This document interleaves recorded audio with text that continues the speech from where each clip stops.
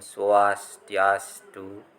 Om Awigenamastu Namasidam. Selamat pagi anak-anak. Bertemu kembali pada kesempatan hari ini bersama Pak Kadek. Bapak harapkan anak-anak dalam keadaan sehat, tetap semangat mengikuti proses pembelajaran walaupun masih pembelajarannya jarak jauh seperti itu. Nah, pada kesempatan ini Pak Kadek pada hari ini akan mengajarkan materi tentang Trimurti, ya.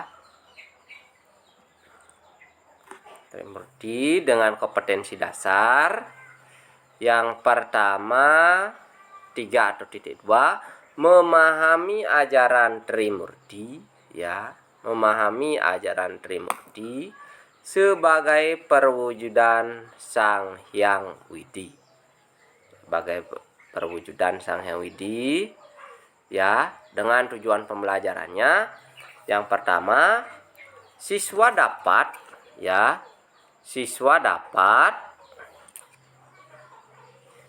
menjelaskan pengertian Trimurti.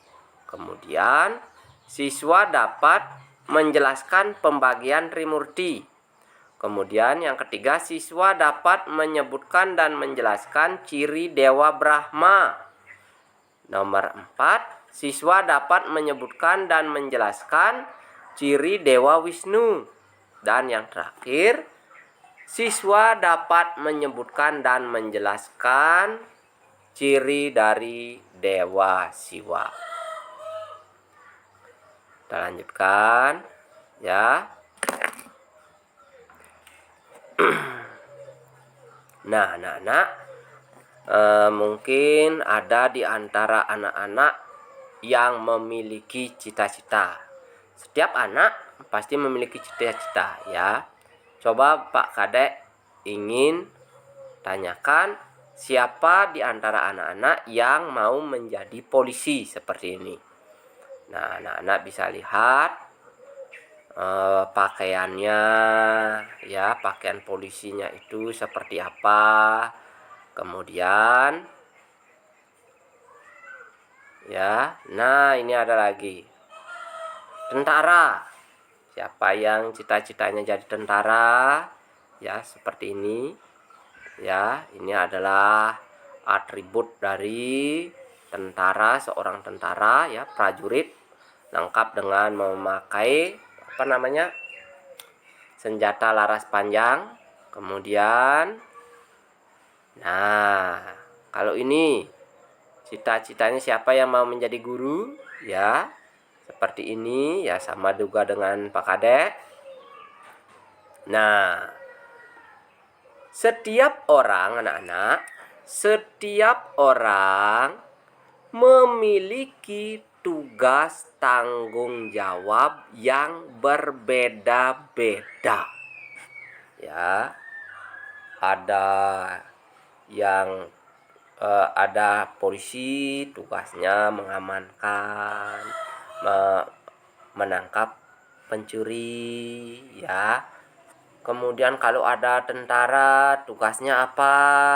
Tugasnya adalah sebagai apabila negara dalam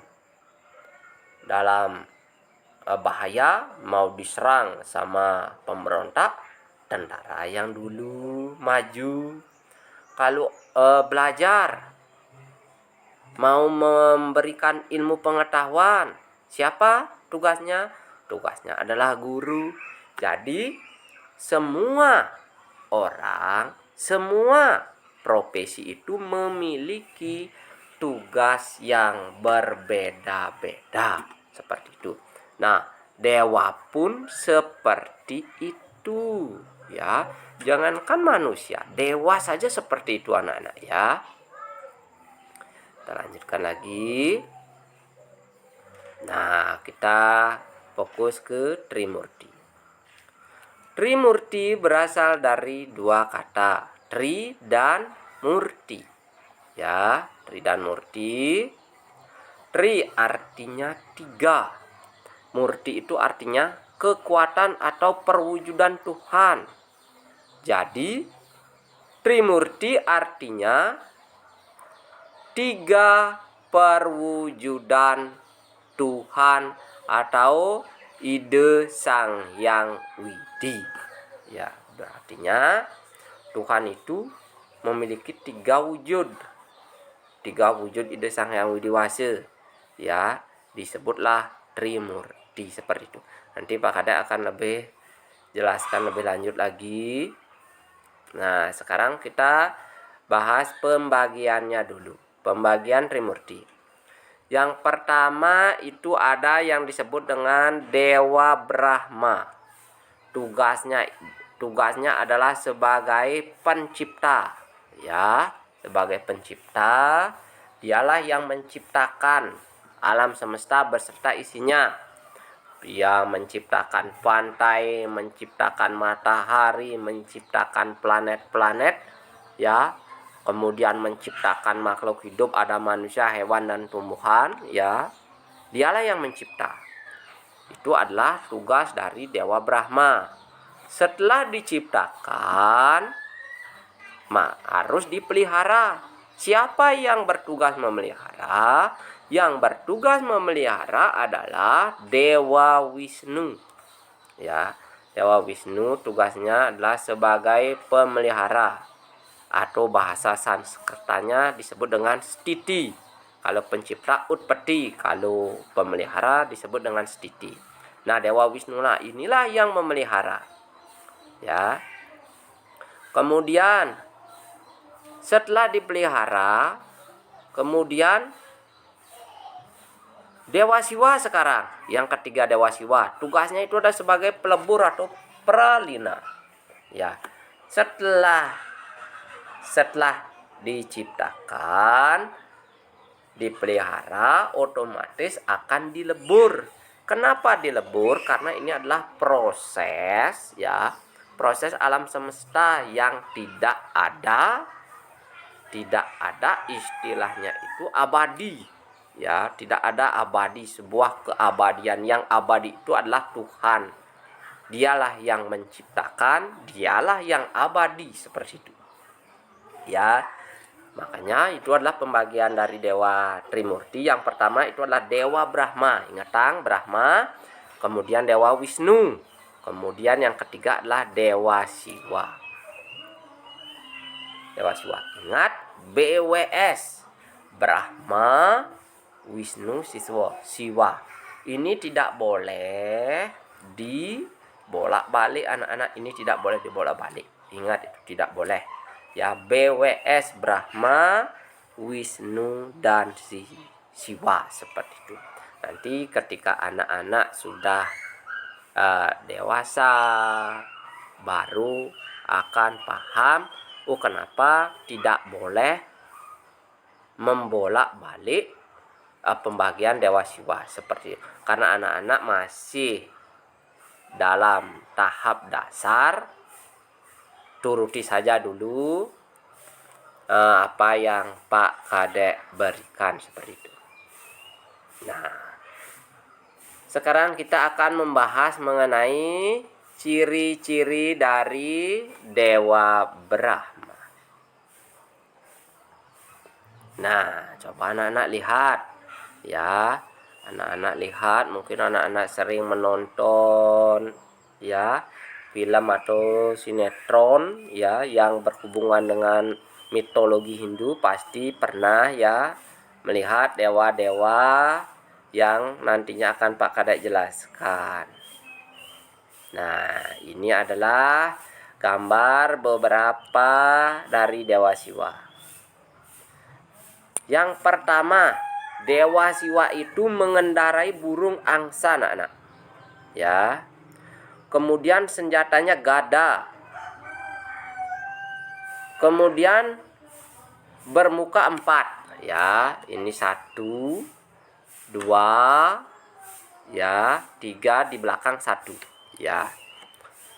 Bermuka 4, makanya disebut dengan Dewa Catur Muka. Kemudian berwajah tua atau jenggotan ya. Kalau sudah tua berarti Dewa Brahma dah. Apalagi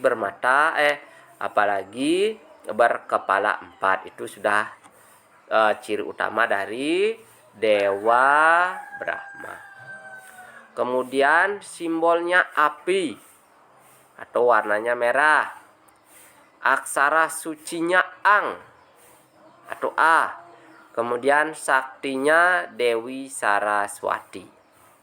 Arah selatan. Kemudian dipuja di pura desa. Nah, kalau anak-anak di desa ya, di desa Bungkulan, di desa Sinabun, di desa apapun itu, yang dipuja di pura desa adalah Dewa Brahma ya. Seperti itu. Kalau anak-anak sembahyang di sana berarti anak-anak memuja Dewa Brahma, seperti itu. Itulah beberapa ciri-ciri dari Dewa Brahma, anak-anak. Ya. Kita akan lanjut mengenai ciri-ciri Dewa Wisnu. Ini adalah beberapa contoh gambar dari Dewa Wisnu, anak-anak ya. Tolong dipahami dan dicermati. Nah, ciri-ciri dari Dewa Wisnu. Yang pertama, mengendarai burung Garuda. Ya, mengendarai burung Garuda. Ini adalah burung Garudanya. Ya. Kemudian senjatanya cakra. Ini senjatanya cakra. Kemudian simbolnya air. Warnanya hitam, anak-anak ya. Warnanya hitam. Kemudian aksara sucinya Ung. Saktinya Dewi Sri atau Dewi Laksmi. Kemudian penguasa arah utara. Kemudian dipuja di pura Pusah atau pura Segara. Ya. Nah, seperti itu. Pura Pusah atau pura Segara. Nah, di Jeje ada pura Pak Pantai. Berarti di sanalah Dewa Wisnu dipuja. Seperti itu, anak-anak. Gampang. Pokoknya kalau ada pura Segara, pura Pusah, berarti Dewa Wisnu ada di sana. Berarti kalau ketika anak-anak sembahyang di sana, berarti anak-anak memuja Dewa Wisnu, seperti itu. Nah, sekarang kita akan membahas mengenai ciri-ciri dewa yang ketiga, yaitu Dewa Siwa. Nah, ini adalah beberapa contoh gambar dari Dewa Siwa, anak-anak ya. Ciri-cirinya adalah yang pertama, mengendarai lembu. Nah, maksudnya begini, anak-anak. Entah Dewa Brahma, Dewa Wisnu, dan Dewa Siwa itu memiliki beberapa kendaraan. Sama juga seperti manusia. Kalau manusia, misalnya Pak Kadek kalau ke sekolah memakai motor. Kalau bapak anak-anak pergi bekerja nganggon motor Scoopy. Kalau orang tuanya si B memakai motor Vario.